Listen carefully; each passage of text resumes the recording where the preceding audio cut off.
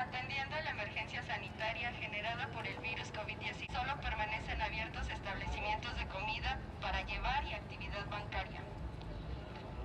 Saludos, soy Gerson Eliad con este nuevo video que es el que les prometí en el anterior, con referencia al artículo coronavirus, el martillo y la lanza. Es en ese artículo que lo han divulgado recientemente, hace énfasis en las diferentes estrategias que se han tomado, se están tomando y se tomarán en diferentes naciones. Pero el artículo toma como énfasis Estados Unidos y Reino Unido, países uno de los más ricos que hay en el mundo, y vamos a analizar con estos gráficos que ellos ponen, que son proyecciones matemáticas, y en el campo de la estadística, donde ellos toman o asumen el extremo de la situación. De pronto proyectándose a meses futuros que aún no está ocurriendo, pero que podría ocurrir dependiendo de la decisión que tome cada gobierno y de cómo la ciudadanía asuma esos cambios o estas estrategias. Hoy en día escuchamos en la televisión, estamos mitigando el problema, estamos en una fase de mitigación o estamos entrando en una fase de mitigación, y muchos no identifican estas palabras sobre mitigación. ¿En qué consiste la mitigación? Hace un momento un familiar me preguntó y me dijo: primo, el presidente acaba de decir que estamos entrando en fase de mitigación en Colombia. ¿Qué significa eso? Entonces, para eso es este video, en parte para explicar algunos de esos términos, pero también para proyectarnos. Y lo que me gusta de este artículo es que asume el extremo de la situación que aún no está pasando, o que algunos países ya pasaron por ello, y asume ese extremo, y algunos científicos dicen: no, es que eso es extremismo, eso es irse al extremo, no estoy de acuerdo con esas curvas, yo pienso que esas curvas están muy disparadas, muy por alto, deben ser un poco más abajo, deben estar un poco más abajo, están muy alejadas de la realidad. Entonces es una buena discusión, porque estamos tomando un tópico de un grupo de científicos. El que escribe el artículo es un magíster o maestro en ingeniería, y está muy relacionado con esas cuestiones matemáticas, entiende estas cuestiones matemáticas, y hay otros matemáticos, otros científicos, estadísticas, que dicen: no, está disparada esas curvas están exageradas, y ellos hacen algunos comentarios. Yo creo que podemos asumir que las curvas pueden ser un poco más abajo, hay más optimismo. Ven este artículo con pesimismo, como si fuera un artículo pesimista, y no es la idea realmente. Hay que leerlo bien, hay que entender bien la información. La idea no es entrar en pánico, no dar pánico a la gente. No estamos haciendo este video para ponerlos en pánico, sino para informarlos, para generar una conciencia colectiva. ¿Qué debemos hacer según lo que el gobierno dicte? El gobierno va a poner unas medidas en cada país, cada gobierno va a poner unas indicaciones. ¿Qué debemos hacer como ciudadanos? ¿Rebelarnos a ellas o acogernos a ellas, o personalmente de pronto ser un poco más rígidos y de pronto algunas indicaciones son leves? Todo esto vamos a estarlo hablando en este video, y espero que sea útil para ustedes, así como para mí en el autoaprendizaje. Y antes de continuar con las pantallas que les he preparado para esto, les dejo esta lectura que dice aquí: quédate en casa. Esta es una campaña del gobierno de México, que consiste en que los que tienen que salir a trabajar, tienen que ir a la farmacia, tienen que ir de pronto a actividades muy necesarias y básicas en el área de salud o de alimentación, lo pueden hacer, teniendo en cuenta pues las medidas de seguridad. Si van a salir al mercado, no van a salir en multitudes, sino una persona designada. Igual para los asuntos de farmacia, o algunas diligencias o asuntos que tienen que de mucha importancia, que sea lo más responsable posible. Los que salimos a trabajar también manejar un distanciamiento, por lo menos 1 metro, lo ideal sería 2 metros en adelante, de una a otra persona. No estar estornudando frente a otro, tener muchos cuidados. Todo lo que nos han dado en la campaña sobre la higiene, que no solamente es el lavado de manos, sino cómo nos comportamos si tenemos síntomas. Si estamos trabajando y presentamos síntomas, pedir un permiso y resguardarnos y aislarnos totalmente. Y si estamos alentados, si estamos sanos, igual tener los mismos cuidados, porque podríamos ser, por ejemplo, asintomáticos, pacientes que no presentan síntomas y son igual de peligrosos que un sintomático, y pueden generar más contagios. Entonces, pues los invito a que, si no tienen que salir, quédense en casa. Vamos por las pantallas que les he preparado. Aquí estamos en el centro de cómputo y vamos con una de las pantallas que tengo preparada dentro de esta charla, y es esta primera que tenemos aquí, sobre un mapa en tiempo real sobre el número de contagiados y decesos. En total tenemos en todo el mundo 857.487 contagiados y un total de decesos de 42.107, que eso equivale al 4.9% de letalidad Eso es con respecto al número de contagiados. Y el total de recuperados en todo el mundo de 177.917. Vemos que Estados Unidos está liderando aquí la lista de número de contagiados, como podemos visualizarlo acá en la pantalla, seguido por Italia, España y China. Vamos a ver China, que fue uno de los primeros países, o el primer país con este brote, en donde en total tuvo 82.294 contagiados y decesos o muertes 3.310, que equivale solo a un 4% de tasa de letalidad con respecto a este total de contagiados. Y total de recuperados 76.206, que es casi el 94% de recuperaciones con respecto al total de contagiados. Eso es un dato, digamos que favorable o con una buena promesa para los demás países que están atravesando esta cruda realidad. Pero vámonos con Colombia y México. México porque es el país donde vivo, Colombia el país donde provengo. Me gustaría mostrar esta información. A ver, por aquí está. Aquí está México, que está con 1.094 contagiados, y podemos ver aquí la curva. Esta curva es la que se muestra en México, esta que estamos visualizando ahí. La vamos a ampliar. Es una curva exponencial. Eso implica que es una curva desalentadora cuando hablamos de una curva exponencial, porque realmente quiere decir que los incrementos de contagios son muy acelerados, como podemos visualizar aquí en esta gráfica día por día. Con respecto a Colombia, a ver, está por aquí.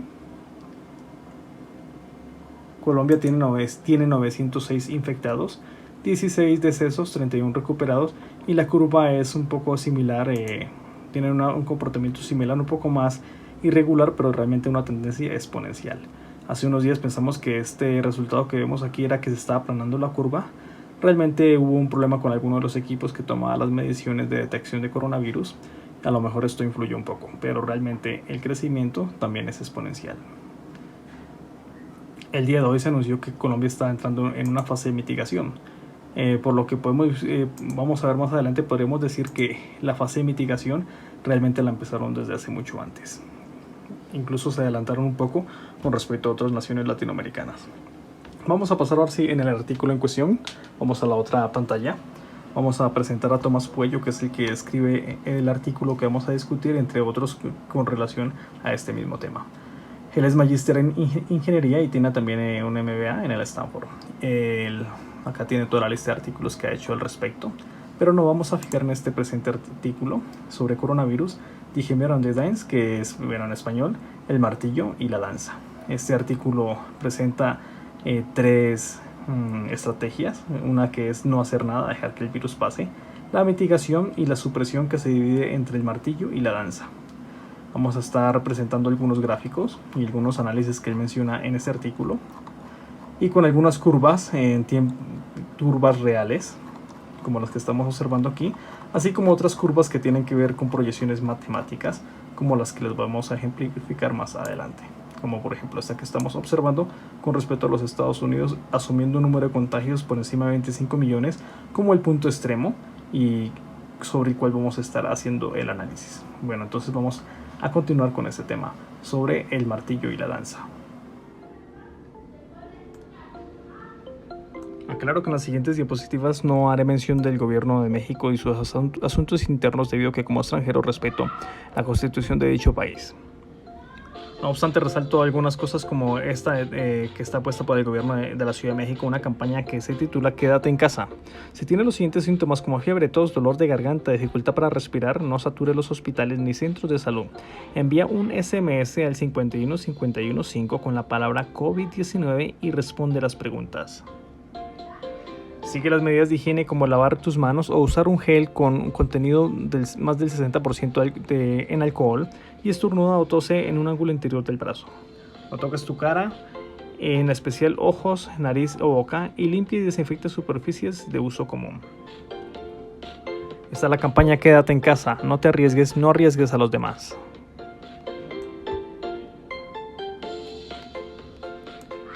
Vamos con el artículo Coronavirus, martillo y danza, basado en el artículo de Tomás Puello de Die Hämmer und die Danse, y aquí vamos a tratar tres estrategias. Una es la no hacer nada, la mitigación y la supresión por medio de la estrategia martillo y danza. recordando que hace 100 años o el mundo pasó por una pandemia, en este caso de una gripe llamada española, derivada de un subtipo del virus H1N1. En dicha pandemia, eso debido a la Primera Guerra Mundial, donde los soldados estadounidenses fueron transportados a Europa supuestamente contagiados con este virus, y esto implicó a que en toda Europa se llevara el contagio en diferentes naciones, entre ellas España, que fue un país neutro en la Primera Guerra Mundial. Y esa neutralidad fue lo que le permitió que no censurara información sobre esta pestilencia, puesto que a España no le interesaba en este caso la moral del ejército, puesto que no los tenía en batalla. Entonces prácticamente Estados Unidos sí censuró la información con la finalidad de no bajar la moral de la tropa. Sin embargo, España sí difundió en sus periódicos, en la radio, en medios de difusión sobre esta enfermedad y sobre las medidas que se estaban adoptando día a día, entre ellos el distanciamiento social, la cuarentena, el lavado de manos, uso de cubrebocas, entre otras medidas que llevaron al éxito a España para controlar lo que es esta gripe española. Se le llama gripe española puesto que fue el primer país el que le hizo de frente y el que divulgó la información de la existencia de dicha influenza. Por lo tanto, se apodó como influenza española una vez que se convirtió en una pandemia, donde diezmó alrededor de 50 millones de personas en ese entonces. Solamente en México murieron entre 300,000 y 500,000 habitantes. Dicha, por decir, pecado de censura por parte de, como lo cometió Estados Unidos, en esta actual pandemia también lo cometió China. Al inicio China, en donde es el epicentro, en Hubei, China, pero cuando esto empezó prácticamente hubo una censura, ya que algunos médicos, entre estos el que tenemos aquí en la imagen, intentó alertar a la comunidad sobre la existencia de una sintomatología similar al SARS de hace 20 años. Y no solo eso, sino también que hubo periodistas que tuvieron sanciones e incluso cárceles temporales para prácticamente censurar dicha información. Pero una vez que en China se salió todo de las manos y comenzó un crecimiento exponencial en sintomatología y como muertes, entre ellas la del médico que quiso poner dicha denuncia, China adoptó medidas extremas de aislamiento y cuarentena, así como de limpieza y desinfección, utilizando también las Fuerzas Armadas como garantía para que la cuarentena se llevara como debía ser, bajo las medidas estipuladas, logrando que China se liberara prácticamente de un estado crítico o un colapso en su sistema de salud. Pero vamos a los datos. La República Popular de China, hasta hace unas semanas, era el primer encabezado el número de infectados. En este momento ya ha bajado en este listado de encabezados. Y sin embargo, en su totalidad hasta el momento contiene 82.511 infectados, con 3.326 decesos y 76.760 recuperados. Un buen porcentaje de recuperación, sin embargo, un porcentaje de letalidad del 4%. Vamos con el epicentro en China, que es la provincia de Hubei, la cual aporta el mayor número de contagiados, así como de decesos. 67.802 infectados y 3.203 decesos, con una letalidad del 4.7%.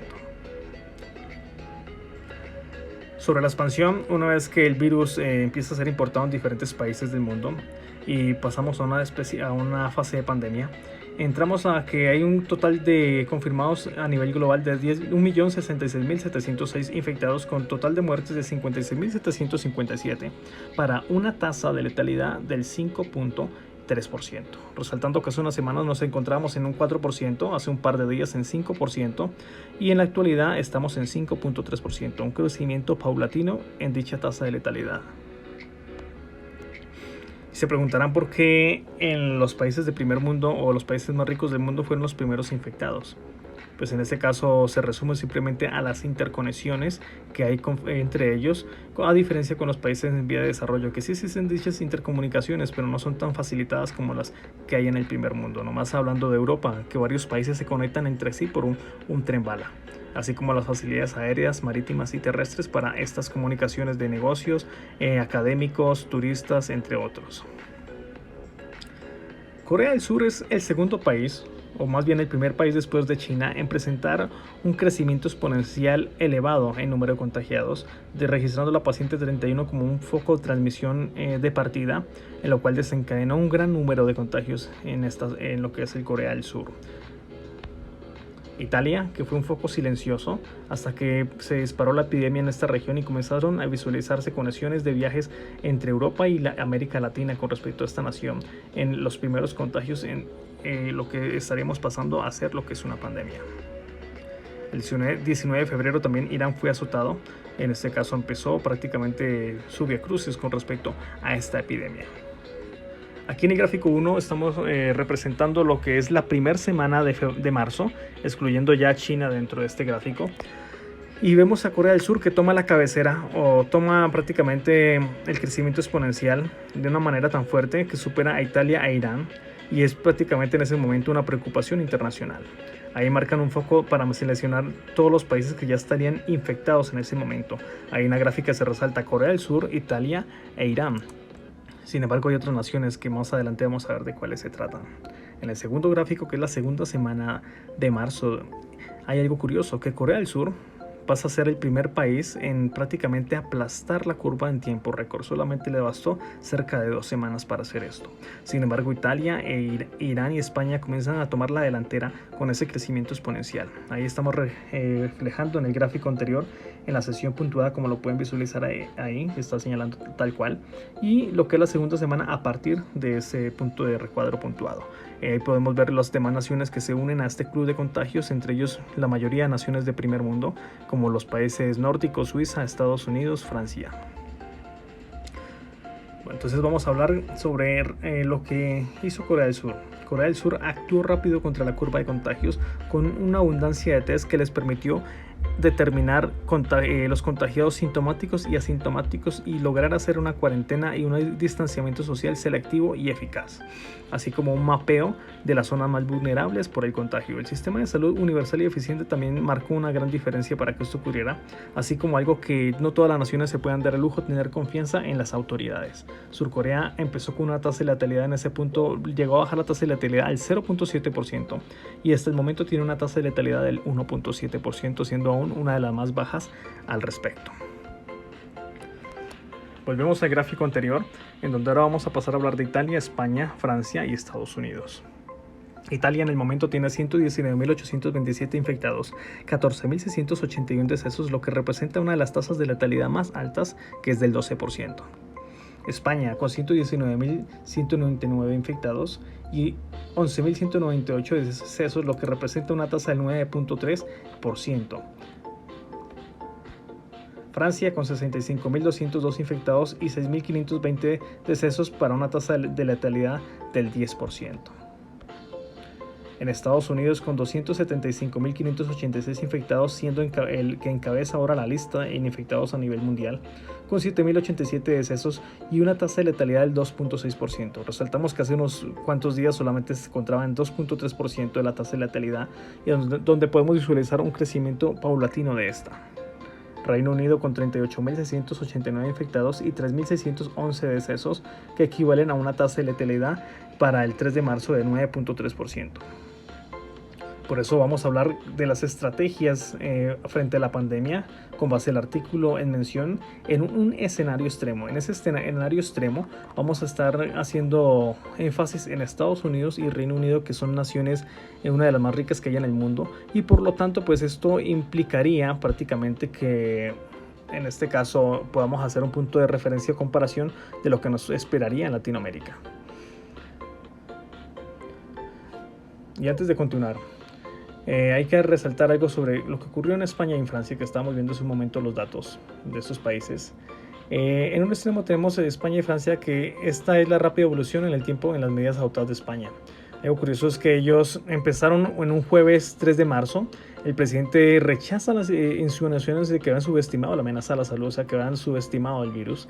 El viernes siguiente declaran un estado de alarma y el sábado toman lo que es medidas más fuertes de aislamiento, como en este caso solamente se podía salir por necesidades básicas como trabajo, farmacia, hospitales, bancos, compañías de seguro, entre otros. Se prohibía sacar niños e incluso ancianos, y comenzaban ya prácticamente a hacer un distanciamiento físico, así como medidas de higiene. Cerraron bares, restaurantes, y solo se permitía comprar comida para llevar a casa. Se suspendían todos los eventos deportivos o de aglomeraciones como en cines, teatros, museos, iglesias.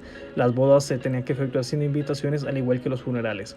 El transporte público seguía funcionando para entonces, hasta que el lunes siguiente cerraron las fronteras. O sea que prácticamente se llevaron a una forma desesperada de actuar de una forma rápida para poder detener el crecimiento exponencial de dicha enfermedad.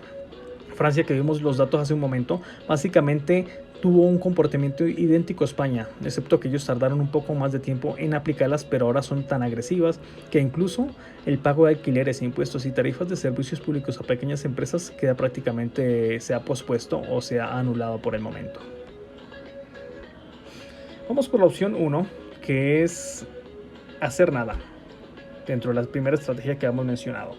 Dentro de esta estrategia hay una frase por ahí que a veces comentan las personas frente a ese tema, y es: de algo tenemos que morir todos. Y es lógico, de algo tenemos que morir, por algún motivo, alguna razón tenemos que morir, no somos eternos.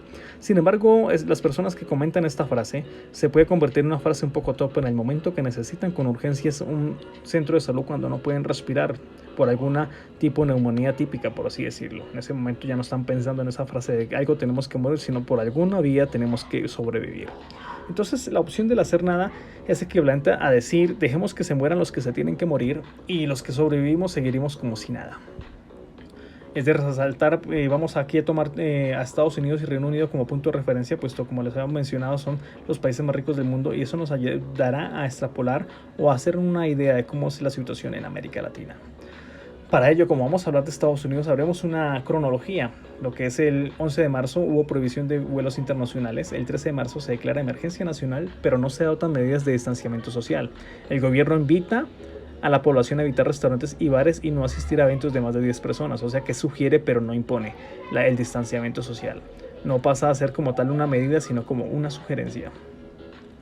Y vamos por ello a lo que también es Reino Unido, que tomó medidas similares, muchas de las medidas recomendadas, pero muy pocas impuestas, o sea que fueron demasiado flexibles, y es de entender que estas naciones querían proteger a toda costa lo que es la economía de la nación.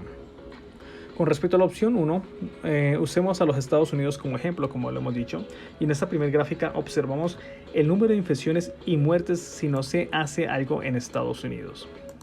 Si no se hace nada en Estados Unidos, el pico máximo superaría los 25 millones de contagiados, que eso equivaldría a una suposición que el 75% de estadounidenses se contagiaran.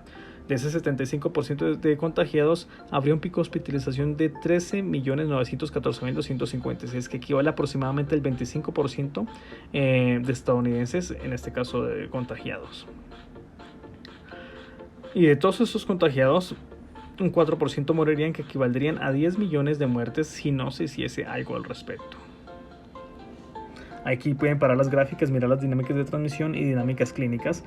Si quieren analizar más estos detalles, simplemente estoy siendo general, solamente en los números que nos muestra la gráfica tal cual. Y eso no es de aterrarnos, porque bueno, estamos suponiendo que Estados Unidos el 25% enferma, o sea que tienen síntomas. De todos del 75% de contagiados, se asume un 25% que se ha enfermado, son sintomáticos, y de ahí se asume una tasa de letalidad del 0.6%, que equivale a 500.000 muertes. Esa dependencia de este número tan elevado va a depender prácticamente de la tasa de letalidad. ¿Y qué es la tasa de letalidad? Pues a diferencia de la tasa de mortalidad, cuando hablamos de tasa de mortalidad se refiere al número de muertos por la densidad poblacional de una región, de un país, de un continente, pero la tasa de letalidad es el número de muertes con respecto al número total de contagiados. Y ahí es donde surge esta pregunta: ¿qué es realmente lo que causa las muertes por coronavirus? Evidentemente la persona tiene que estar contagiada por coronavirus, pero ¿qué es lo que facilita dicha muerte? Aquí en esta imagen estamos viendo una ambulancia, que es una de las unidades de primeros auxilios, y suponiendo de que hay escasez de estas unidades debido al coronavirus, podríamos pensar que una de las razones del incremento de letalidad es el sistema de salud, la capacidad del sistema de salud. Aquí este reporte, que es el día 3 de marzo, muy fresco, titula: Coronavirus en Estados Unidos, la escasez de equipos médicos cruciales en el país más rico del mundo y la batalla por hacerse con estos materiales. Ese titular dice más que palabras. Lo que está indicando aquí es que a veces no es suficiente con tener mucho dinero, sino con haber invertido o haber invertido, sí, para evitar que casos como estos fueran tan drásticos como los están presentando en este momento Estados Unidos. Aquí se está reconociendo que Estados Unidos tiene dinero, pero quizás ha descuidado alguna parte de la infraestructura. No sé si realmente está fallando su sistema de salud o realmente no se esperaban esto. Vamos al gráfico 4, que hace énfasis al número de pacientes hospitalizados y con respecto a la capacidad del sistema de salud estadounidense. La zona azul claro que están visualizando ahí en barras, es la cantidad de personas que podrían necesitar asistir a un hospital, bien sea por efectos leves a graves. Y en azul más oscura, que es la que estamos ampliando aquí, son pacientes que requieren cuidados intensivos. Pero se puede ver que esta cifra está superando, si retrocedemos un poco, estamos observando que el número de pacientes hospitalizados superaría los 12 millones y los de terapia intensiva estaría alrededor de 3 millones de personas. Estaría aumentando a más o menos a esa cifra. Si bien esa línea puntuada que estoy señalando con un óvalo verde está flotando sobre el eje X, eso equivale al número de camas de unidades de cuidados intensivos. ¿Qué significa esto? Que si Estados Unidos no hiciese nada, llegaría a un colapso total en donde prácticamente todos los pacientes que están por encima de esta línea punteada son personas que no alcanzarían una unidad de cuidados intensivos y por lo tanto tenían que verse con la triste historia prácticamente de enfrentar la muerte. Aquí estamos hablando sobre qué pasaría realmente si no se hace nada. Y eso no es de aterrarnos, no es de sorprendernos con el país más rico del mundo. El país más rico del mundo tiene 500.000 unidades de cuidados intensivos y en estos momentos de crisis podría hacerse un total de 100.000 unidades de cuidados intensivos. No por tacañería o por falta de dinero, sino que estas unidades hay que elaborarlas, hay que conseguirlas. Todo el mundo las está solicitando. Todo el mundo quiere construirlas, pero no se construyen en un tiempo récord. Entonces, lo máximo a lo que podría hacerse Estados Unidos es a un total de 100.000 unidades de cuidados intensivos.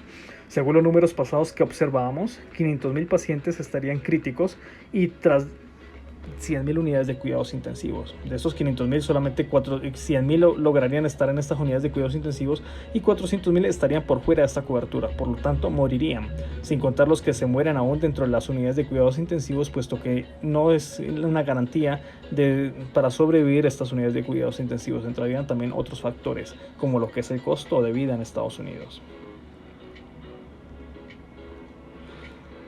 Retomemos la provincia de Hubei, que está en China. Cuando ellos empiezan a observar que están cerca de un colapso o están tocando un colapso en el sistema de salud, actúan rápidamente y en tiempo récord construyen 2 hospitales especialmente para tratar el COVID-19. Esos hospitales contarían con camillas necesarias para atender a pacientes en estado crítico. Con esto lograrían alivianar el sistema de salud. Y ahí estamos viendo exactamente lo siguiente: que el daño colateral se evitaría aumentando la cobertura del sistema de salud, ejecución de acciones rápidas, y esto evitaría o resolucionaría con respecto a las muertes no solamente del COVID-19, sino otras muertes que son ajenas a esta epidemia o a esta pandemia. Por lo tanto, se evitaría ese daño colateral, que es lo que realmente podría estar viviendo Estados Unidos si se rezaga en el hecho de no hacer demasiado por hacerle frente a dicha pandemia. Y ahí es donde estamos hablando de un daño colateral. Tomemos como ejemplo una batalla en donde alguien lanza una granada a un objetivo militar. Dicha granada explota y elimina el objetivo militar, pero los que están cerca de ese objetivo pueden recibir unas esquirlas. Entre ellas podría haber una persona que recibe un daño en una arteria comprometedora y podría morir en el campo de batalla. Eso se le llamaría un daño colateral. En el artículo mencionan el siguiente ejemplo: si usted sufre un ataque cardíaco, pero la ambulancia tarda 50 minutos en llegar en lugar de 8 minutos porque hay demasiados casos de coronavirus, y una vez que llega al hospital no hay unidad de cuidados intensivos y ningún médico disponible, ¿qué pasa? La respuesta es evidente: se muere aquel paciente con el paro cardíaco. Cuando leí este texto por primera vez, tardé en entenderlo, lo leí hasta 3-4 veces y entendí tarde el chiste. Al inicio pensaba que el que sufría el ataque cardíaco era un paciente de coronavirus, pero después entendí que pudo haber sido de pronto un paciente con un derrame cerebral, un accidente, una herida de bala, una peritonitis, entre otras cosas mortales que podrían haber ocurrido en algún paciente que llega al hospital y, empezando, no hay una ambulancia disponible. Por otro lado, cuando llega al hospital no hay cuidados intensivos y ningún médico disponible. Por lo tanto, aquí estamos hablando de un daño colateral que solamente no está diezmando personas con coronavirus, sino también otras enfermedades que estarían achacando en determinadas en ese momento a la región. El daño colateral también indica lo siguiente en este artículo: un coronavirus sin control significa el colapso del sistema de salud, y eso significa muertes masivas debidas o no al coronavirus. Entonces ahí es momento donde pasamos a ver otras estrategias, como es la estrategia de mitigación y la de supresión. Entonces, ya que hemos hablado del daño colateral, que sería muy evidente en el hecho de no hacer nada, pasamos a ver en este punto para ver ¿cuáles son las otras dos opciones que tenemos a la mano? Como es la mitigación y la supresión. Vamos con la opción 2, que es la estrategia de mitigación. La estrategia de mitigación en este caso, como dice el artículo, es lo siguiente. Es imposible prevenir el coronavirus. Dejemos que siga el curso. Intentemos de reducir el pico de infecciones. Aplastemos la curva para que sea más manejable para el sistema de salud. Eso es lo que dictaría prácticamente la estrategia de mitigación en su espíritu básico. Mitigar, aplastar la curva y dejar que el coronavirus siga avanzando, mientras tanto haciendo algunas medidas para que este no haga tanto efecto dañino a nivel masivo.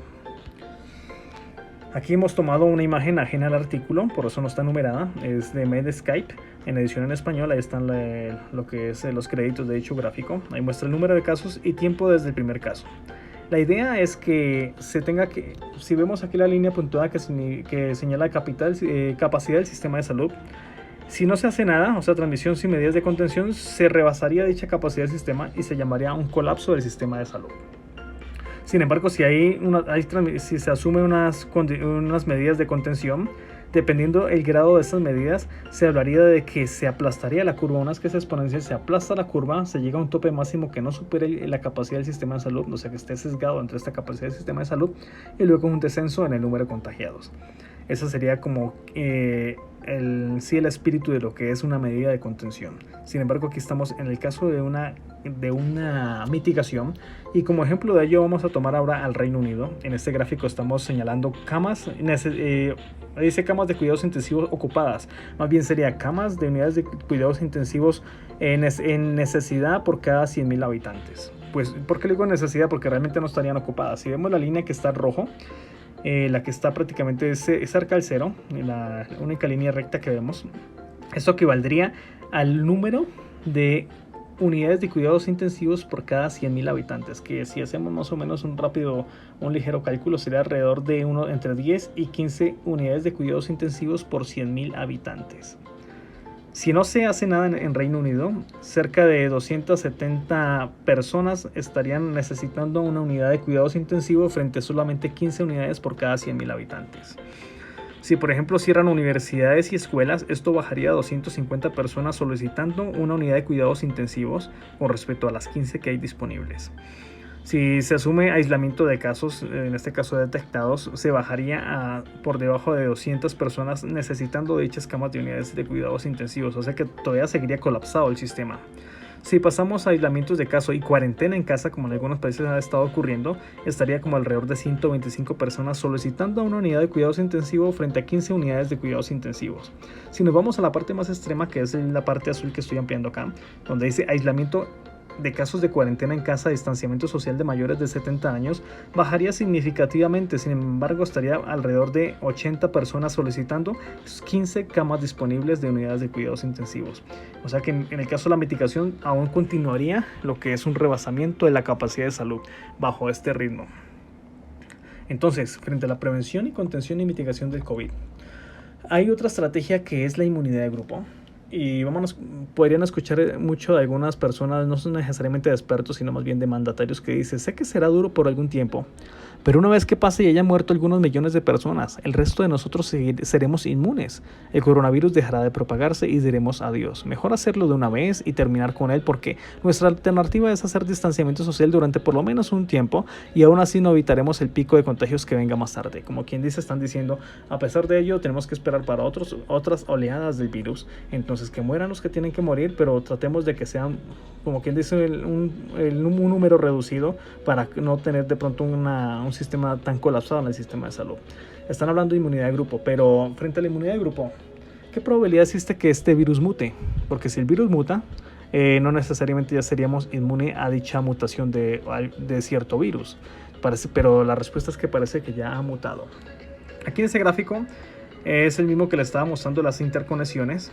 Sin embargo, estas interconexiones de la propagación de virus tienen algo en especial, unos colores que señalan las mutaciones de los virus. Vemos donde se originó el brote, que fue en China, está en azul oscuro, y en la parte izquierda vamos a visualizar lo que es una especie de, se parece a un árbol genealógico. Para hacer algo coloquial con ustedes, vamos a asumir que es como una especie del árbol genealógico del virus, en donde antes de diciembre vemos las cepas originales de dicho virus, el cual se empieza a ramificar a medida que se va contagiando y se va extendiendo por diferentes partes del mundo.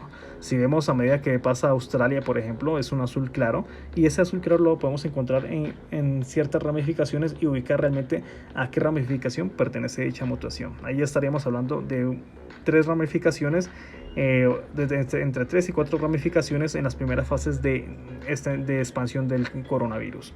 Cuando este llega a Europa, vemos que se remarca unos círculos entre azul claro, verde y marrón.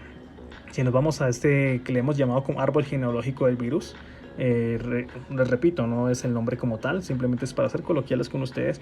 En este momento podemos encontrar en qué ramificación se encuentra la mutación respectiva a lo que es en Europa.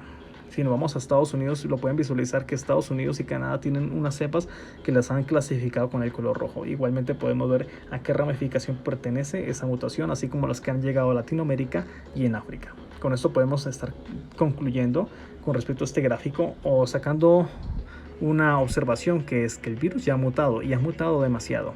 Y no solo eso, sino que entre más contagiados haya, entre más contagios haya, más probabilidades hay de que el virus mute. Entonces la mutación del virus va a depender del número de infectados. Por eso la necesidad a nivel mundial de bajar el número de infecciones. Porque entre más infecciones haya, más probabilidad va a haber de que el coronavirus mute. Y es una de las razones por la que nosotros recibimos anualmente una vacuna contra la gripe. ¿Por qué recibimos esta vacuna? Resulta que los virus basados en ARN, como el coronavirus o la gripe, tienden a mutar aproximadamente 100 veces más rápido que los basados en el ADN. Y aunque el coronavirus muta más lentamente que los virus de la gripe, hemos observado en la gráfica anterior que realmente esta mutación ha sido muy rápida, ha sido prácticamente masiva. Es una de las importancias porque cada año nos vacunamos contra la gripe, porque existen diferentes cepas de la gripe y van a haber nuevas cada que evolucionan, cada año se van a encontrar nuevas cepas. Por lo tanto, por ejemplo, en México recibimos la triple viral, que es una vacuna contra las cepas más agresivas o más comunes en esta región.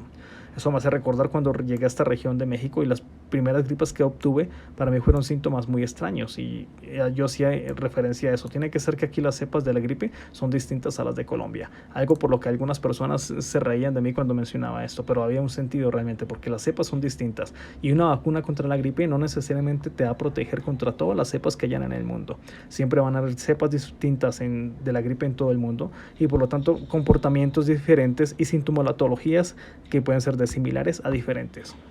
Ahora imaginémonos con el coronavirus a medida que vaya mutando.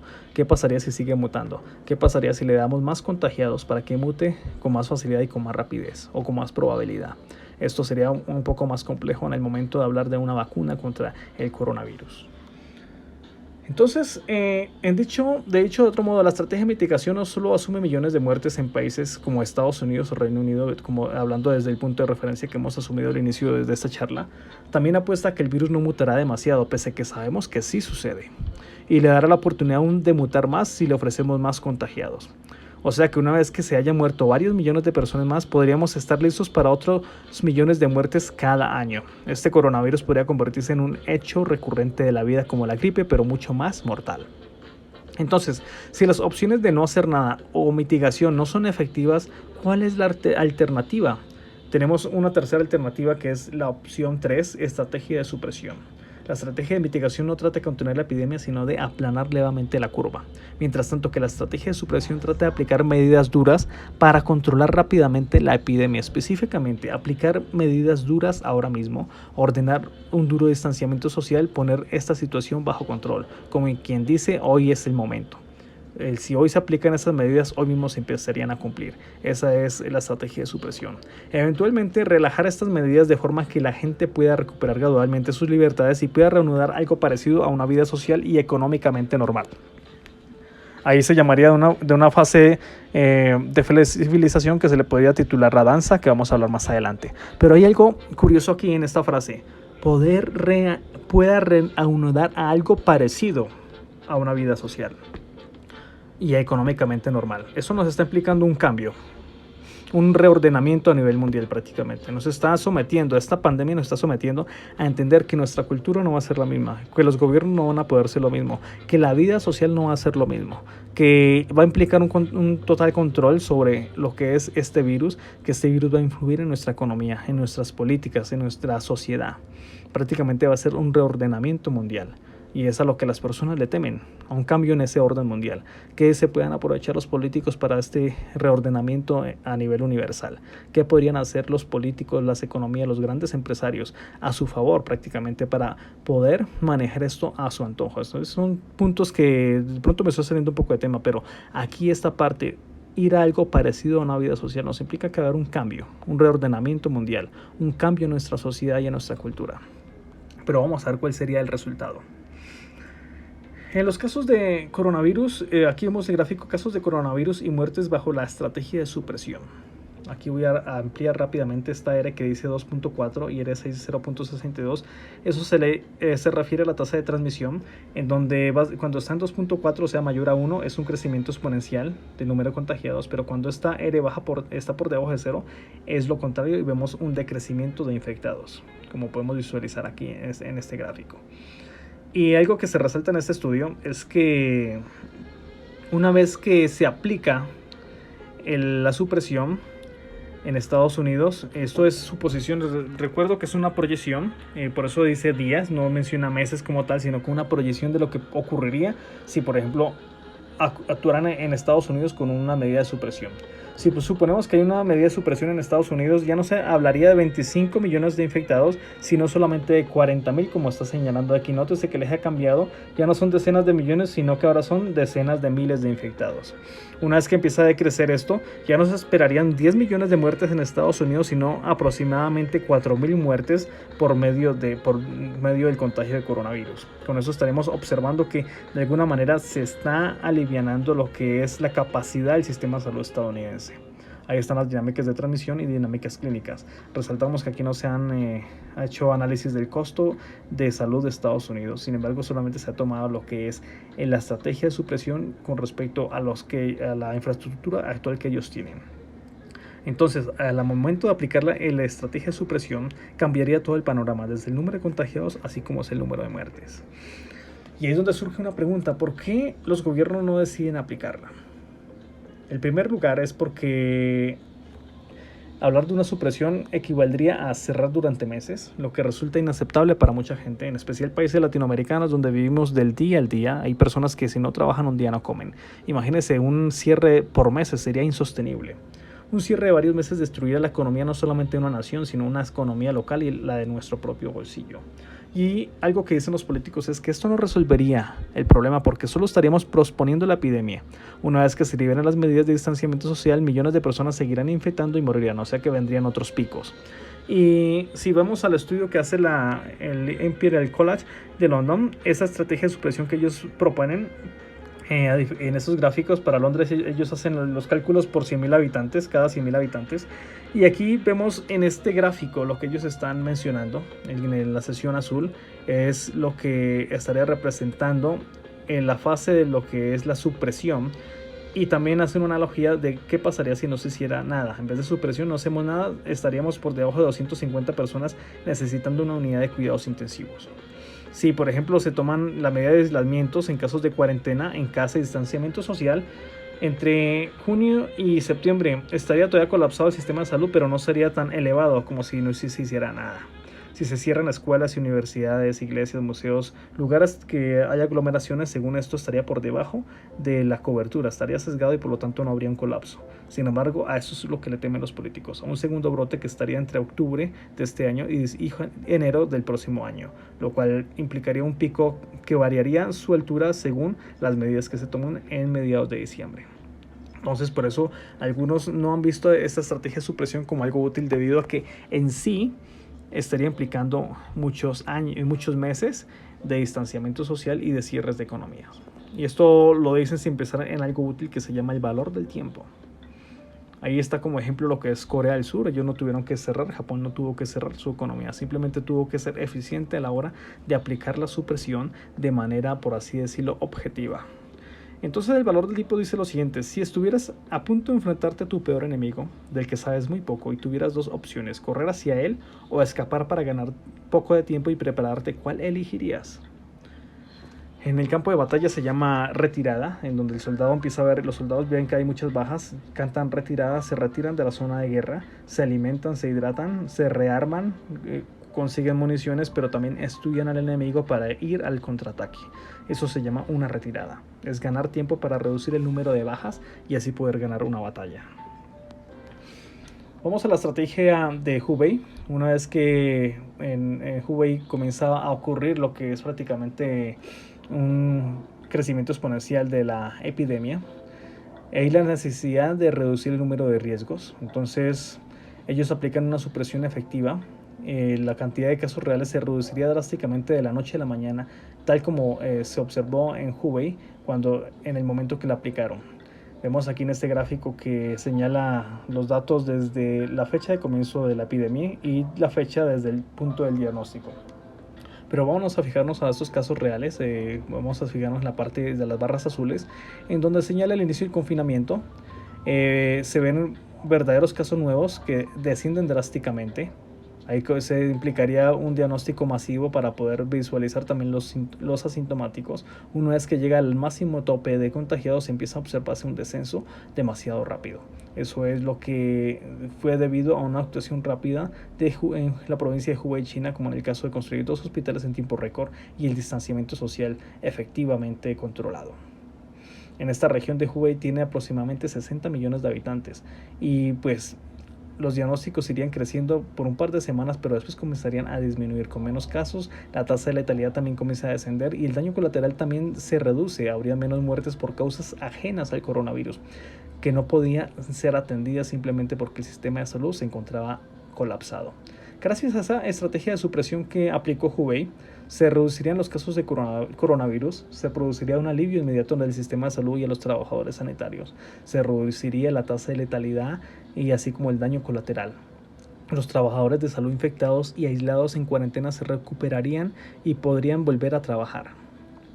Entonces ahí es donde entramos a entender cuál es el verdadero problema, y es el diagnóstico y seguimiento. En este momento la mayoría de países no tiene idea de cuántos casos reales tienen. Solo se sabe de las cifras oficiales que no son tan correctas, y no porque de pronto estén mintiendo los gobiernos, simplemente es porque es la capacidad con la que tienen para trabajar y detectar un número de infectados por día. En algunos países donde los tests han sido masivos, han encontrado que entre el 40 y el 60% de contagiados son asintomáticos. De no haberse hecho una prueba no se habrían dado cuenta que tendrían el virus y podrían contagiar a otras personas. Entonces asumamos no en el 40 ni el 60%, sino que quedémonos a la mitad, un 50%. Asumamos que este 50% es global. Significaría que si en algún país dan una cifra de 1.500 personas infectadas, podríamos pensar que realmente son alrededor de 3.000 personas las infectadas. Y esto no es para sembrar pánico, esto es simplemente para poner la conciencia. Si estamos dentro de ese 50% de personas asintomáticas que no sabríamos que tenemos el virus, asumamos como si tuviéramos el virus. Prácticamente estas cifras invitan a lo siguiente: no hay suficiente test, hay que reconocerlo. De pronto en el país donde estamos no hay la facilidad para que todos reciban este test de forma gratuita o económica. Entonces asumamos que todos tenemos que cuidarnos y cuidar a los demás, con esas campañas que han puesto en América Latina por la misma razón de quédate en casa. Usted mira en cualquier país, en cualquier página de gobierno de Colombia, de México, de Chile, de Perú, y siempre van a encontrar quédate en casa. ¿Por qué? Porque de esta manera el gobierno está diciendo, se nos sale de las manos, no podemos hacer pruebas masivas, solamente los que tienen síntomas. Asuman ustedes que tienen también el virus y cuídense y cuiden a los demás. Esta es una manera, por así decirlo, de supresión que podríamos aplicar aquí en América Latina: aislarnos y autoaislarnos, para así no ponernos en riesgo y no poner en riesgo a los demás. Entonces, como no se realizan suficientes test, desconoceremos el número de contagiados asintomáticos, por lo tanto no conoceremos las cifras correctas. Y esto no es ahora para lanzar críticas a un gobierno en estos momentos. Hay que reconocer, Surcorea tenía dinero, tenía cómo invertir y tenía los medios y tenía cómo hacerse a estas pruebas masivas. En América Latina el único país que está llegando a hacer esto es Chile, y se menciona que muy pronto México también estará con estas pruebas masivas, así como Colombia, que está intentando obtener la manera de medir de una forma masiva lo que es los test de detección de coronavirus. Entonces realmente son esfuerzos que están haciendo cada país. Hay que reconocer, somos países en vía de desarrollo, no somos Sur Corea, que de un momento a otro podemos adquirir cientos o miles o centenas de miles de estos kits de detección. Por lo tanto, tenemos que ser responsables nosotros mismos y decir: no salgo de casa, me cuido y cuido de los demás. Y vamos a hablar lo que es ahora sí la estrategia del martillo y danza. Pasamos a hablar de esta estrategia porque si algo que temen los gobiernos es que cuando hablan de supresión se entiende que se requiere de muchos meses. Entonces surge la pregunta: ¿cuánto durará realmente? ¿Cuánto costará? ¿Tendremos un nuevo brote? Esas son las preguntas que surgen al respecto. ¿Será que habrá un nuevo brote después de esta supresión? Y sobre la pregunta de cuánto durará y si habrá un nuevo brote, eso va a depender realmente de lo que haga cada gobierno. Asumiendo que un país optó por la supresión, entonces optaría por lo que es una supresión martillo, una supresión fuerte, y en ese tiempo de la primera fase, que es la región que está en azul, ahí sombreada como la vemos ahí, en ese momento estamos hablando de que las medidas que se tomen ahí, no solamente para el momento, sino para a largo plazo, podrían implicar que nunca se repita un segundo brote. Y vamos a ver de qué se trata eso. Vamos a hablar de Wuhan. En el caso de Wuhan, aquí muestra el gráfico los casos de Wuhan y la evolución por infección.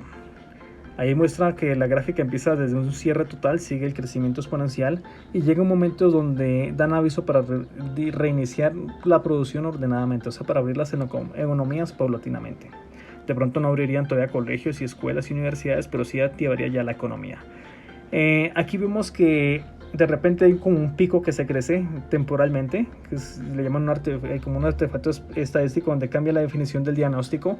Eso implicaría que ya estarían detectando lo que es los pacientes asintomáticos, por lo tanto eso implicaría que hay un crecimiento rápido en cuestión de unos 2 días del número total de contagiados, tanto sintomáticos como asintomáticos. No obstante, como están todavía bajo un sistema de supresión, el descenso comienza a ser prácticamente demasiado rápido para llegar completamente a estar bajo control, y en este caso solo con un caso nuevo.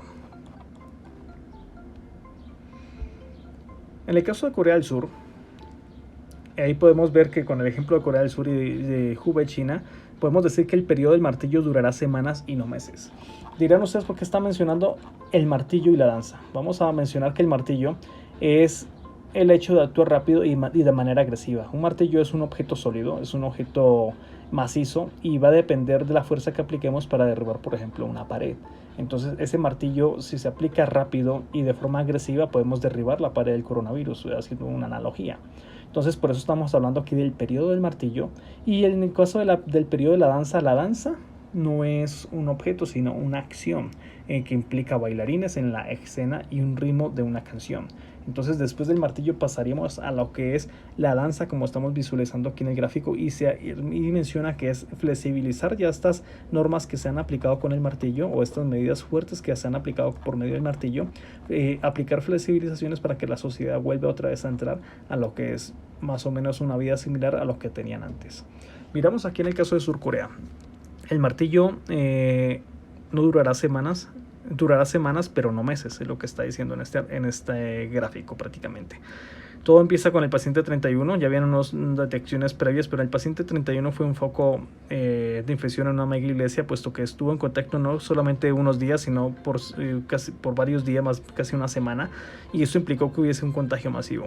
De repente se empieza a observar un crecimiento exponencial, pero en esas 3 semanas prácticamente Corea del Sur aplica rápidamente lo que es una supresión tipo martillo, pero selectiva. ¿Por qué selectiva? Porque al hacer un test masivos logran reducir por diagnósticos masivos el seguimiento de contactos, cuarentenas y aislamientos.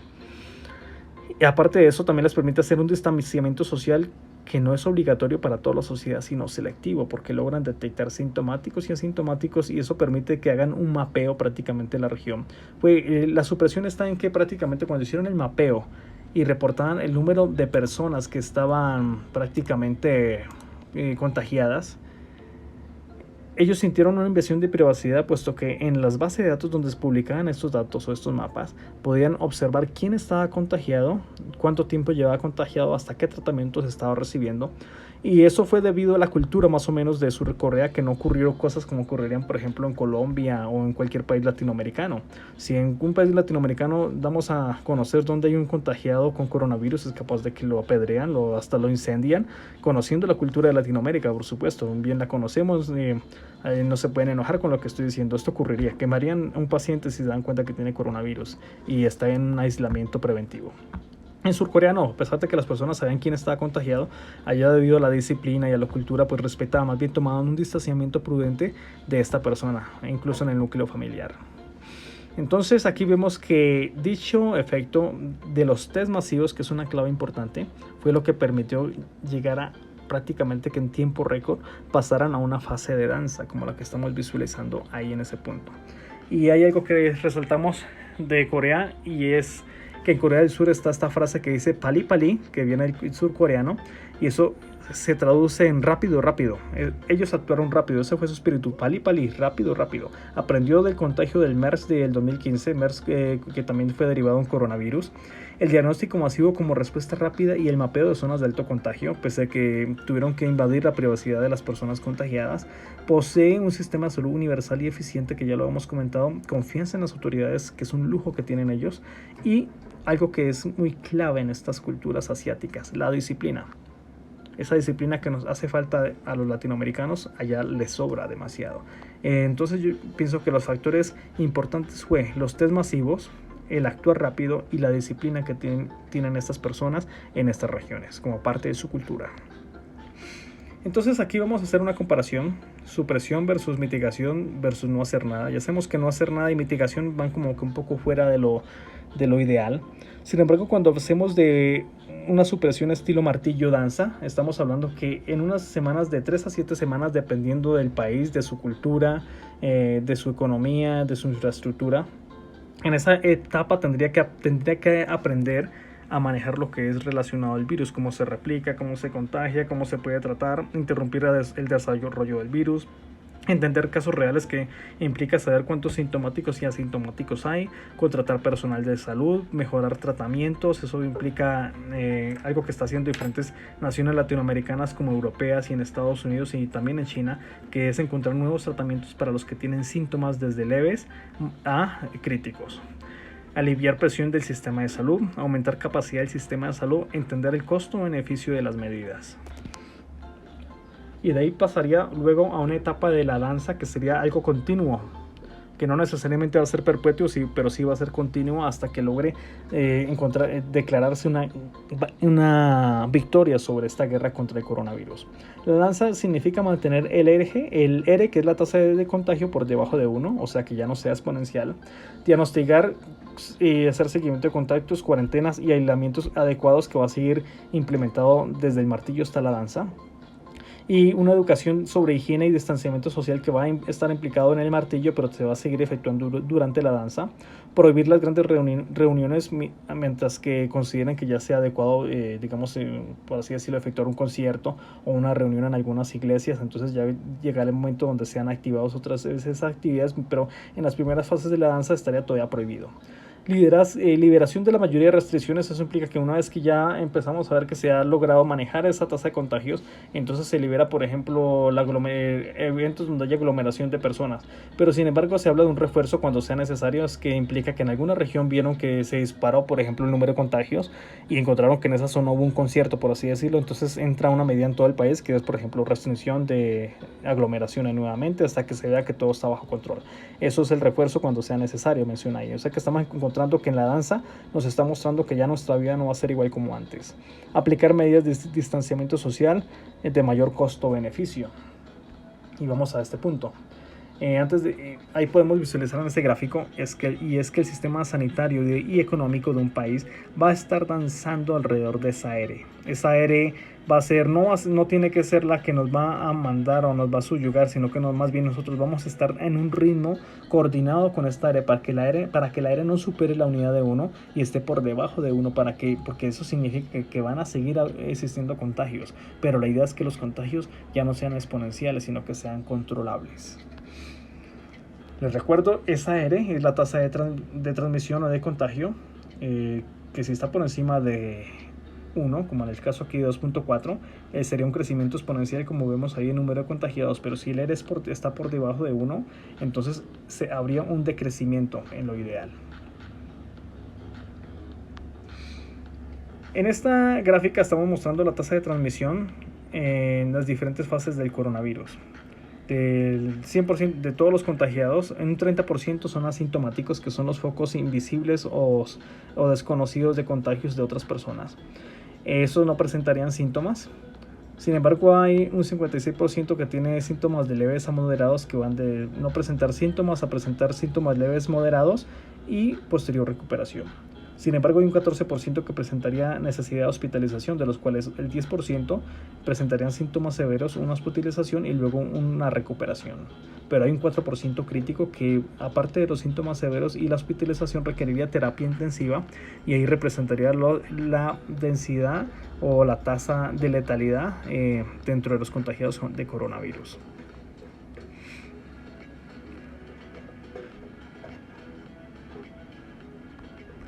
En este gráfico se está construyendo una tasa de letalidad hacia el 1, se dice ahí, como que lo ideal es estar por debajo de 1, pero construyamos una R hacia el 1. Eso es un ejemplo ilustrativo de sobre los políticos, cómo podrían tomar decisiones en la fase de la danza, que es la fase donde prácticamente se está empleando como unas medidas que son más suaves, más flexibles, donde las personas están empezando otra vez a llegar a reabrir su economía. Y entre eso está lo que es el bono de clima cálido y húmedo. Recordemos que el coronavirus se extiende con facilidad en climas de 5 a 11 grados Celsius, o sea, climas fríos. En climas cálidos se espera que haya algún efecto negativo para el coronavirus. Entonces hablamos de un bono por clima cálido y húmedo y un bono de densidad poblacional por debajo del promedio, que realmente solamente disminuye 0.5 unidades en la tasa de letalidad. No es un aporte significativo. Algunos estaban esperanzados de que en la zona tropical el virus no hiciera nada, pero estamos viendo que sí. Entonces realmente lo que disminuiría por el bono climático es muy poco. Si se aplica un diagnóstico masivo, como observamos aquí, y una educación pública de lavado de manos, o sea, de higiene, y un seguimiento de contactos y puntos de control de temperatura, lograría descenderse casi a la región verde, que es cercana al 1. Entre eso estaría lo que es restricción de viajes y prohibición de reuniones con cierta cantidad de personas para llegar exactamente al 1 en tasa de contagio. La tasa de contagio en 1 equivaldría a decir que un contagiado es capaz de contagiar a una sola persona por día, por así decirlo. Entonces aquí estamos llegando al 1 y hay un punto que se llama restricción de viajes, que es importante. Como ejemplo está Colombia, en donde el Pacífico y el centro del país están con las fases de contagio más fuertes.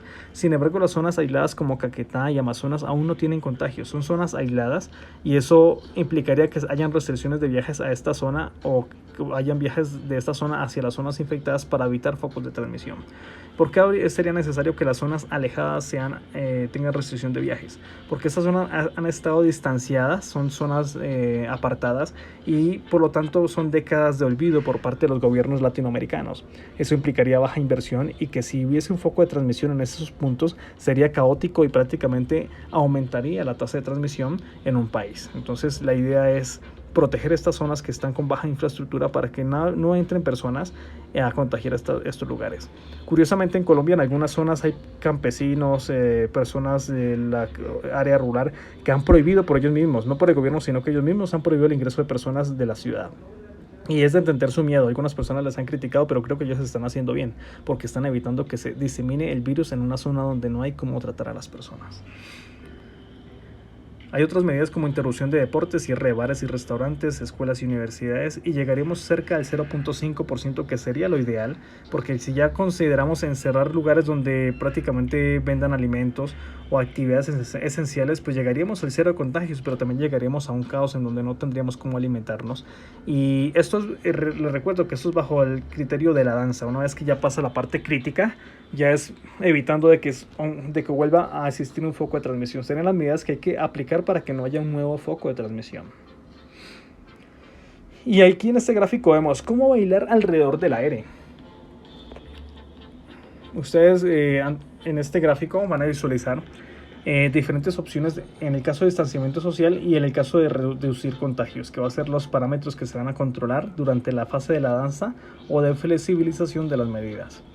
Pongamos por ejemplo aquí el cierre de supermercados, que es el primer punto. Y la confianza de beneficio es baja y la confianza en costo es baja. ¿Por qué? Porque sería un costo por semana muy elevado, entonces no se implementaría en lo que es en la fase de danza.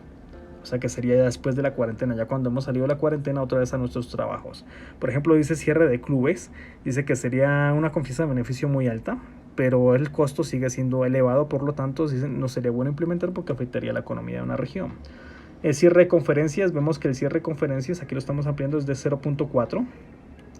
Dice que sería una medida con confianza de beneficio media, pero sería una confianza de costo muy alta, por lo tanto dirían, bueno, las conferencias quedan clausuradas por lo menos en las primeras fases de la danza. No habrían aglomeraciones ni reuniones por más de un determinado número de personas. Aquí vemos, por ejemplo, en el último renglón del distanciamiento social, puntos de control de temperatura. El confianza de beneficio es medio, dice ahí, pero el costo es muy bajo, por lo tanto la confianza en costo es alta y se mantendría implementado constantemente. Lectura de temperaturas en transporte público, como el metro, aeropuertos, terminales de autobuses, quizás también se implementarían en escuelas, colegios, y eso sería muy útil para, en este caso, en lugares de aglomeración, poder verificar de pronto que hay algún foco de contagio y evitarlo a tiempo. Reducir el contagio, que es el último recuadro aquí. Si aplicamos desinfección en escala, seguimientos de contactos, una continua educación pública de higiene y diagnóstico masivo, o sea, ya una mejoría con respecto a los test de detección, estaríamos hablando ahorita en este punto de lo que es una confianza de beneficio muy alta y una confianza de costo alta. Por lo tanto, en la fase de la danza o en la fase flexible de la supresión habría que aplicarlo constantemente.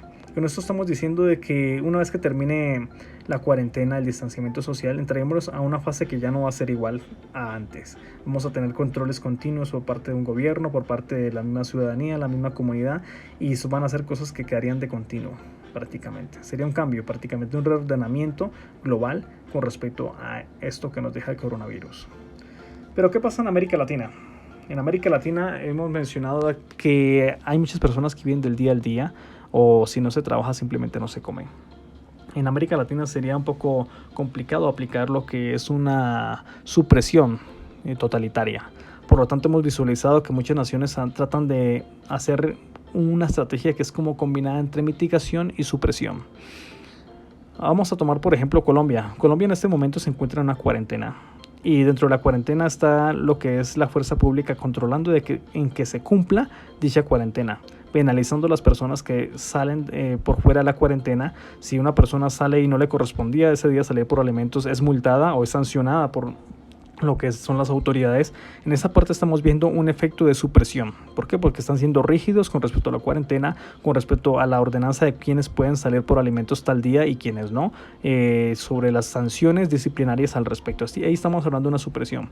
Pero hablamos que Colombia también está en una mitigación con respecto a las acciones que toma el gobierno. El gobierno, hay que reconocer, no estamos en Sur Corea. El gobierno hace lo que puede con lo que tiene. Tiene últimamente algunos contactos con Sur Corea y con ellos trata como que establecer una estrategia lo más óptima posible para poder de alguna manera en un futuro reabrir otra vez la economía. Hay países como México en donde se ha permitido trabajar hasta este momento. Y se ha hecho una campaña de quédate en casa y ha sido una campaña en donde muchas personas la han atendido. Sin embargo, algo personal, que en mi caso sí salí un tiempo a trabajar y era triste ver que en las calles no encontraba no trabajadores, sino que encontraba personas haciendo turismo, extranjeros, familias con sus hijos, parejas abrazadas en las carreteras, dando besos, cariños, abrazos, etcétera, y todo eso que prácticamente no correspondía a un quédate en casa. El lema de México fue: si no tienes que hacer nada en la calle, quédate en casa. Si no tienes que ir por alimentos, quédate en casa. Si no tienes que trabajar, quédate en casa.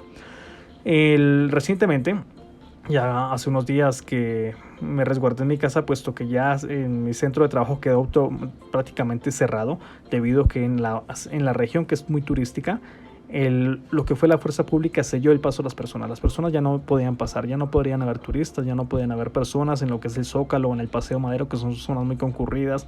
En algunos parques ya estarían empezando a hacer también la misma medida, como que cerrar los puntos que atraen a las personas para hacer diversión o turismo.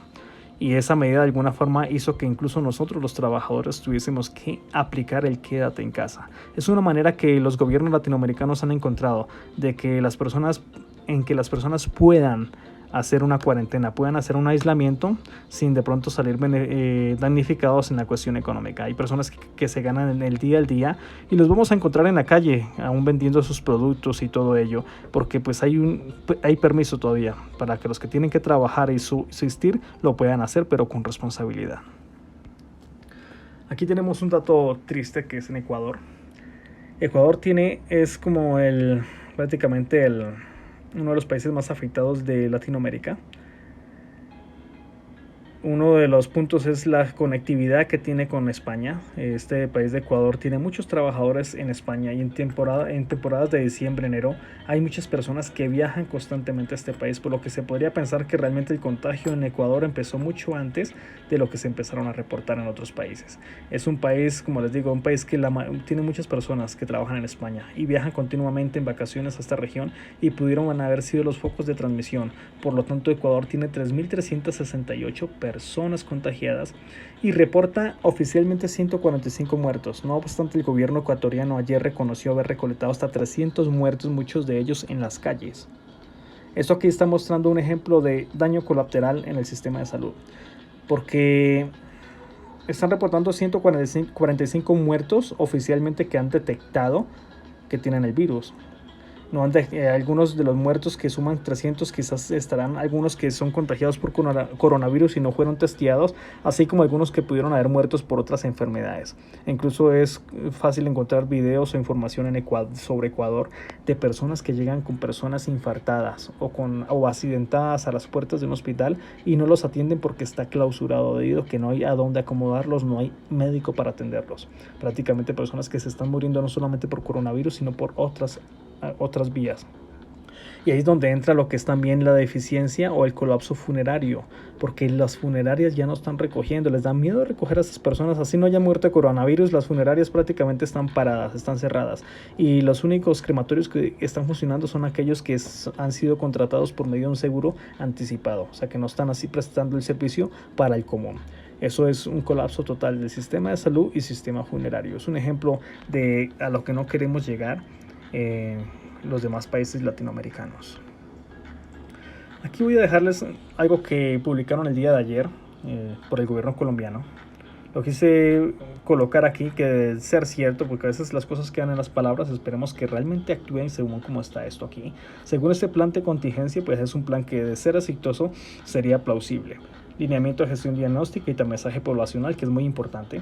Procedimiento para la atención ambulatoria, que esto facilitaría en el caso de enfermedades que no tienen que ver con el coronavirus. Plan de acción de prestación de servicios. Lineamiento en ampliación de infraestructura, que es muy importante en estos momentos para Colombia, que realmente posee alrededor de 5.000 unidades de cuidados intensivos y disponibles o liberadas en este momento alrededor de 3.000. Y que se requiere urgentemente buscar las medidas para ampliar esto. Ya vamos a ver qué medidas está tomando Colombia al respecto. Transporte asistencial de casos de coronavirus 19 y telesalud con respecto a COVID-19. Esto tiene que ser que estarían empleando los medios de información para enseñar a las personas cómo lidiar con esta pandemia con respecto a medidas de higiene y de distanciamiento social. Aquí estamos hablando del gobierno colombiano sobre fases de expansión. No se confunda con fases de contagio del coronavirus como la fase 1, fase 2 y fase 3. No, acá están hablando de fase de expansión de cobertura. Y están mostrando lo que es unidades de cuidados intensivos, que es lo más importante en estos casos, y es la ampliación de la capacidad instalada de la fase 1. Situación inicial 5.300 camas de unidades de cuidados intensivos UCI y una situación final de 2.650 UCIs, que eso es debido a las que están utilizadas en este momento. Pasan a una fase 2 que en la situación inicial de 2.650 unidades UCI convertiría en 2.500 unidades intermedias en intensivas para tener una situación final de 5.150 unidades de cuidados intensivos, lo que correspondería a un aumento de cobertura del 94% con respecto a la fase 1. Eso según el presidente de la República y el gobierno, eso se está implementando ahora, o sea que está pasando a la fase 2 de expansión en cobertura. La fase 3 sería una expansión de la capacidad instalada, que es una situación inicial de 5.150 unidades de cuidados intensivos con respecto a la fase 2, y una medida de 2.500 unidades nuevas para una situación final de 7.650 UCIs, lo que sería un incremento con respecto a la fase 1 de 288%. La proyección es llegar a una fase 4, que es la extensión crítica, que es una situación de 7.650 UCIs y una medida de 2.176 UCIs nuevas para una situación final de 9.826 UCIs, que es un incremento de alrededor del 370% con respecto a la fase 1. Entonces ahí podemos visualizar que el gobierno le urge comprar unidades nuevas de cuidados intensivos, resaltando que las universidades colombianas están trabajando en un prototipo hecho en casa prácticamente, y que según algunas notas, algunos países de primer mundo han adoptado también este prototipo debido a su practicidad para elaborarlo y emplearlo. Entonces es una manera como el país podría estar creciendo y aumentando con facilidad estas UCI nuevas o unidades de cuidados intensivos, sobre todo en el caso de los respiradores, que son prácticamente vitales en este momento. En este gráfico ellos están mostrando las diferentes fases. En la fase 1, con respecto a lo que está instalado en los hospitales actualmente, que están atendiendo tanto coronavirus como los pacientes que no tienen coronavirus. Y en una fase 2 que se extendería especialmente para tratar COVID-19, que necesitando una fase 3 haría uso de hoteles, de clínicas cerradas que serán habilitadas. Estas clínicas cerradas, hay que resaltar que en Colombia cerraron clínicas por corrupción, debido a que Saludco las empleó bajo este régimen corrupto. Entonces dentro del proceso tardarían desde meses hasta años para ser otra vez liberadas y entregadas a un departamento del gobierno. Debido a la pandemia, esto se ha agilizado para que se empiecen a entregar. Ya se han entregado algunas clínicas que habían sido inhabilitadas, se han entregado a las respectivas gobernaciones de cada departamento de Colombia para que las empiecen a administrar y habilitar para el COVID-19. Clínicas adaptadas, o sea, clínicas que no tenían unidades de cuidados intensivos y recibirían camas nuevas o adaptadas para esto. Y una fase 4, de ser necesario, donde harían un prototipo de hospital campaña. Ese prototipo se está haciendo en un sector extendido que es Corferia, es un lugar muy amplio donde hacen ferias y eventos masivos. Se emplearían como un hospital campaña, equipado también en este caso para lo que es atender el coronavirus desde el punto de vista crítico. Entonces aquí se está mostrando un plan que, de ser un hecho, ahora sería como una especie de piloto en Bogotá, y la idea es extenderlo en todo el país. De ser un hecho, sería algo prácticamente muy plausible, y esperemos pues que esta vez no nos decepcione el gobierno como en otras ocasiones. Aquí en este mapa están registrando en Bogotá los puntos hoteleros según el número de habitaciones por hotel, así como hospitales intermedios, que es para atenciones desde ambulatorias hasta hospitalizaciones leves, a intensivos, que son donde requieren unidades de cuidados intensivos. Están mapeando y están prácticamente registrando todas las zonas que tendrían disponible para ello, y aquí están sumando los hoteles.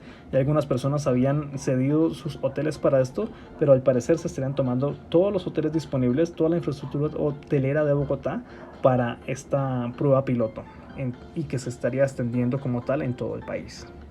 Este es el Corferias, donde se instalaría lo que es el hospital campaña. Es lo que sería reproducible para las diferentes ciudades en cada departamento de la República de Colombia. Pero falta mucho por lograr, porque en esta fase, que es la fase entre fase 1 y 2 de expansión, aquí hay un ejemplo de un joven, un médico de Santander de Quilichao.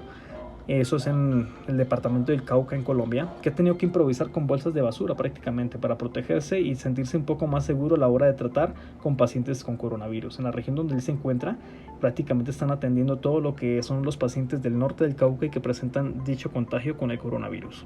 Entonces prácticamente han tenido que recurrir a lo que muy comúnmente le llamamos en Colombia la malicia indígena, como que ingeniarnos de alguna manera para evitar contagio. Lastimosamente vemos que el overol que utiliza él es desechable, pero no es el ideal. Sin embargo, pues se tienen que enfrentar y jugar con la vida para salvarlas de otros. Lastimosamente en Colombia están tratando muy mal a la comunidad médica, los están discriminando, y eso es algo muy triste realmente. Deberían ser aplaudidos.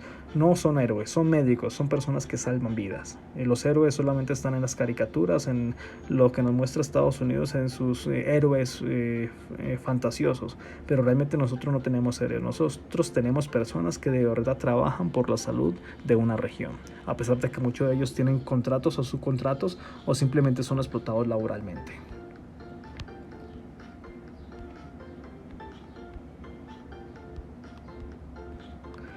Nos falta mucho por lograr. Esta nota: los médicos nos vamos a morir y no es justo, menciona el título de este artículo. Denuncia sobre las precariedades condiciones laborales del sector de salud en Colombia y las bajas medidas de bioseguridad que son tan importantes con las que cuentan los médicos para combatir la pandemia. Y como les digo, hay muchos lugares donde los médicos prácticamente no reciben un buen sueldo y tampoco recibirían un buen kit de protección de bioseguridad. Falta mucho por lograr aún. Ganemos tiempo, quédate en casa. En este gráfico vemos que hay una relación del uso de máscaras, países que han usado máscaras supuestamente y han aplanado la curva, y países que no han utilizado la máscara y están en picada. Pues científicamente no se ha hecho una correlación del uso de máscara con respecto al aplanamiento de curva. Simplemente hay que resaltar que esos países asiáticos, en su cultura está que cuando ellos se enferman utilizan de por sí la máscara, son muy aplicados, y la forma como la aplican y la emplean es útil para, digamos, evitar un contagio. Aquí en Latinoamérica es un poco complicado porque podemos usar una mascarilla, pero estamos rascándonos los ojos, entonces realmente no, la mascarilla no nos ofrece una protección para evitar ser contagiados con el virus. Realmente es un porcentaje que nos protegería, más bien evitaría que un contagiado contagie a otras personas. Entonces, si en su región no hay mascarillas, no hay mascarillas suficientes, Estados Unidos, por ejemplo, ya ha empezado a mencionar por medio de vías oficiales que sería bueno que los estadounidenses hagan sus mascarillas caseras con la finalidad de que no contagien a otras personas. No evitar un contagio, porque estas no son suficientes para evitar el contagio. En el video pasado demostraba cómo utilizaba una careta, en este caso más herméticamente más sellada, pero hago énfasis en este momento: solamente me cubriría boca y nariz, pero no me cubriría ojos. Dado el caso de yo cometer un error, tocar una superficie contagiada y rascarme el ojo, pues la máscara no estaría haciendo un efecto 100% de seguridad. Realmente esto va a implicar mucho nuestra cultura. La cultura general de estas naciones asiáticas son muy ordenadas y disciplinadas, lo que ha llevado a que logren aplanar la curva, a diferencia de los países como España, Irán, Reino Unido, incluso Colombia, México, donde tenemos una cultura que es un poco muy diversa y no es tan asentada a lo que es la disciplina. Entonces los invitamos a que ganen tiempo y por eso no queden en casa. Yo creo que más protección que una mascarilla es quedándonos en casa, aislándonos y protegiéndonos y protegiendo a los demás. Aquí hay una nota que es inspiradora sobre un respirador artificial creado por un docente colombiano que pasó las pruebas médicas. Este investigador es de la Universidad Nacional con sede en Manizales, se llama Hernán Estrada y muestra su prototipo. Y este prototipo ha pasado las pruebas. Entonces, estos tiempos de crisis lleva a que las personas también presenten sus innovaciones, su avance, cómo pueden innovar y cómo pueden efectuar un avance científico y tecnológico en la región. Entonces, te aseguro que esta máquina que la vemos aquí en la imagen, este prototipo, que lo estamos señalando en este momento, ahí estamos visualizando un prototipo que aparentemente es aún de un costo más reducido que uno comercial y que ha pasado las pruebas. En México también las universidades mexicanas también están haciendo sus propios prototipos de respiradores artificiales, así como también de tratamientos y vacunas. Entonces estamos ahí prácticamente avanzando como región en Latinoamérica. No tenemos la riqueza de Surcorea, pero tenemos un ingenio y una oportunidad para cuidarnos unos a otros, quedándonos en casa y en los que sea posible innovando para hacer frente a este virus. Ganámosle tiempo al virus quedándonos en casa. Evitemos que todos esos pequeños virus, cientos de virus, invadan a nuestras células y se conviertan en millones. Evitemos que eso pase.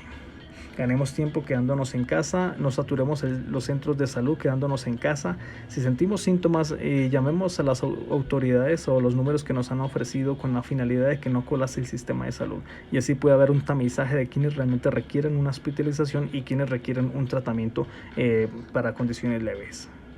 Ganemos tiempos que no tenemos héroes, tenemos médicos, tenemos enfermeras, aseadores, de utensilios de salud, así como de plantas de hospitales. Ellos no son héroes, son personas que realmente hacen por nosotros. Los héroes solamente están en los cómics, están en la televisión, y ellos, los héroes simplemente son fantasiosos. Realmente esas personas son más que héroes, son médicos, son enfermeras y son personales de aseo en hospitales que están jugándose la vida por salvarnos a nosotros. Son más que héroes, son personas avaladas prácticamente para esta labor.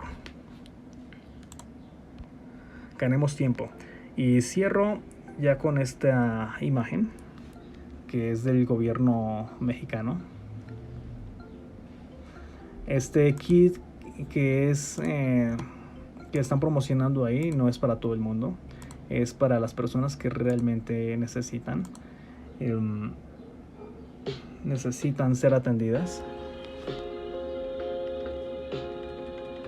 Les había mencionado que hay un número que es el 51515, perdón, en donde pueden escribir un mensaje COVID-19, responder las preguntas, y según las preguntas, y según el cuestionario y según las respuestas que usted dé, ellos evaluarán si requiere realmente una hospitalización o un kit médico o simplemente unas indicaciones generales para pasar la sintomatología. Eso es una buena iniciativa del gobierno de la Ciudad de México que busca para que las personas se queden en casa. De alguna forma vamos a ganar esta batalla. Sin embargo, hay que reconocer que las cosas no van a ser iguales que antes. Lastimosamente nos estamos enfrentando a un reordenamiento mundial desde el punto de vista económico, cultural, social. Nos afectará a muchos quizás, o a todos prácticamente. Pero mientras estemos aquí, vamos a hacer frente a esta lucha. Los que van a quedar en este mundo van a enfrentar quizás estas diferencias, esos cambios mundiales, van a enfrentar esta situación.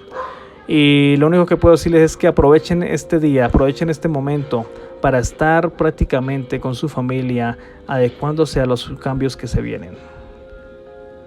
Algunos quizás no van a estar, no sé si estará, quizás esté sea parte de los que no estaremos con ustedes, pero siempre habrá una oportunidad para seguir avanzando en esta vida. Confiemos en Dios, confiemos que nuestros gobernantes van a hacer bien las cosas, confiemos en nosotros mismos como seres humanos que lograremos superar esta situación. Con este video, con esta imagen me despido. Ganen tiempo, quédense en casa. Que Dios les bendiga grandemente.